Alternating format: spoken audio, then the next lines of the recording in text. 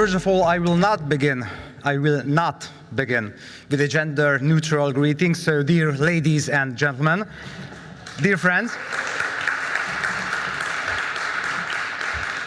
here comes the bad news. Please put on your translating machines, headsets, because for the well-being of the Hungarian journalists, I will deliver my speech in Hungarian, if I may. Tisztelt Hölgyeim és Uraim! Honorable ladies and gentlemen, our highly esteemed senior guests, please let me start with a quote by the former US President Abraham Lincoln. It's obvious that sheep and wolves do not agree on the definition of freedom. And of course, I would add, neither does the shepherd. So why do I say all of this? I say this because I believe that any discussion about freedom should begin with a single unified definition of the term. Given that freedom and the associated ideas have dominated public discourse for at least 2.5 centuries, right since the French Revolution, we could think that we have already found a clear definition that is acceptable to all. But we have not. That's not the case. Well, liberals, of course, try and claim that the concept of freedom is theirs, seasoned with their own ideology, and imply that it's a universal definition, but that's not true.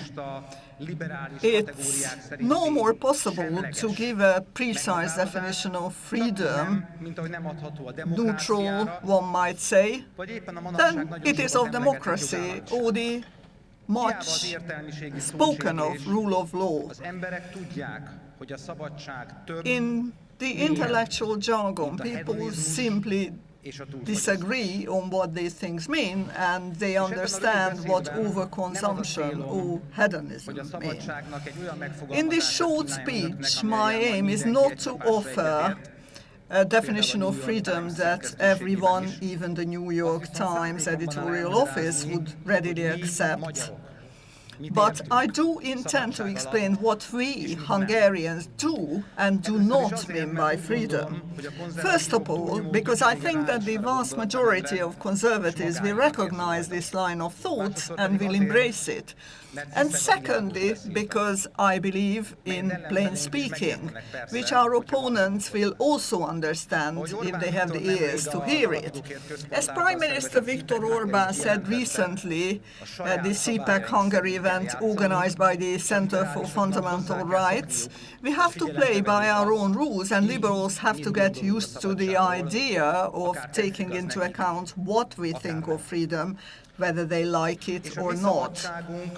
Our freedom is good freedom, and good freedom is rooted in God, patriotism, and family. We are free to be proud of our faith, free to demand freedom for our nations in order to protect our identity and sovereignty, free to be proud of our past and history, and free to demand freedom for parents to protect their children. But let's look at what we conservatives do not consider freedom. Our friends on the left believe that, like society as a whole, or gender identities, freedom is also man-made and therefore can be constantly shaped and changed. What's more, postmodernist tendencies go as far as to say that freedom is whatever the individual feels comfortable with at any given moment to fulfill his or her desires. Make no mistake, they would applaud the freedom of the wolf to devour the lamb, of course, as long as the lamb is conservative and the wolf is a progressive liberalist. We believe on the other hand, that freedom with a specific purpose and function is given to us by our Creator. We also believe that God did not give us freedom by accident, but to live a full life, to prosper, to provide for our families, and to enrich our society. But most importantly, to be free to find our way to Him by free grace and faith. Since our freedom has descended to us from above, its legal expression, our rights, must also be inspired by God's natural order. Or, in other words, in this respect, rights are not flexible, smooth, or gender fluid. We must be grounded in common sense, and the ideas must serve the common good, and they come with obligations. As you well know, our opponents are constantly creating new rights, so to say, for themselves. New freedoms. They have nothing to do with the ones I have just mentioned, and they even trample upon the first-generation human rights, such as freedom of expression, under the carpet. Nowadays, it would seem that everyone has the right to a safe space, a culture of cancellation, the silencing of others, and comfortable prisons for dangerous criminals.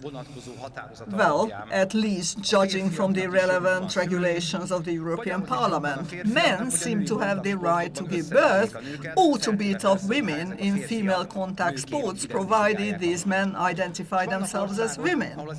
Some countries allow individuals to take drugs at will, even hard drugs, because it's part of their freedom.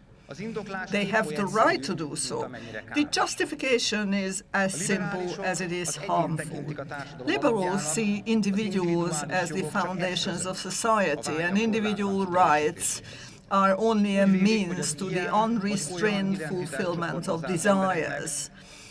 They believe that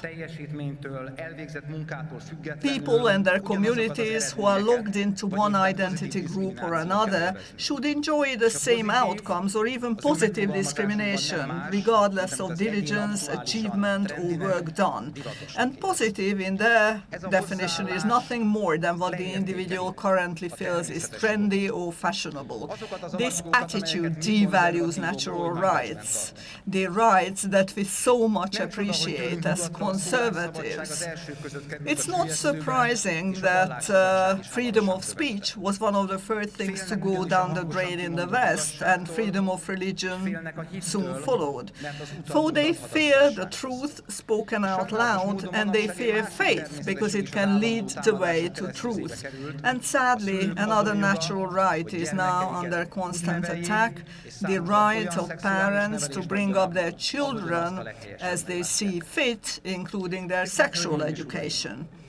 Honorable ladies and gentlemen, in our opinion, the liberals have overstepped the mark.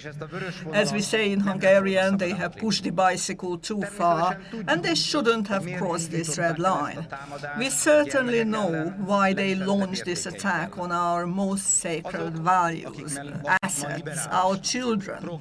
Those who today call themselves liberals, progressives, social democrats, or democratic socialists are quite simply the latest followers of Karl Marx, and Marx knew perfectly that you cannot destroy a free society without destroying the traditional family. So we know exactly why they are targeting our families and our children, why they want to dismantle and deconstruct the family and undermine the created sexes. But let me be absolutely clear, we will not allow it. We will not allow it, for example, in Hungary, where we know that individual freedom can only flourish in cooperation with others, where we know that the strength of the community and the honor of every human being is based on work, on the performance of the human spirit.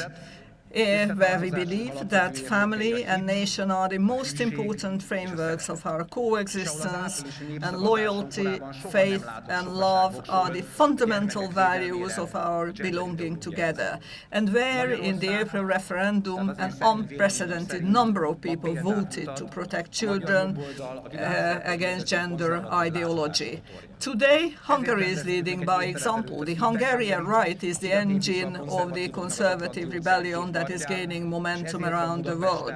That's why we organize CPAC Hungary, building a bridge for conservatives on both sides of the Atlantic, and that's why we have this event in Budapest today, because there is freedom in Hungary today, Christian freedom, good freedom. But if we don't stop the left, what is happening in so many other countries to the west of us could happen to us.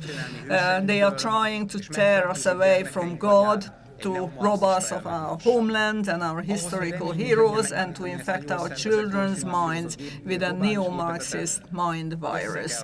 If we are to have any hope of stopping this well-organized, well-funded global machine, we must unite, because if we do not, everything we hold dear will be swept away in the postmodern tsunami. Please follow the Hungarian example, learn from the Hungarian model. Together we are a force, apart we will be a dinner of Marxist rules.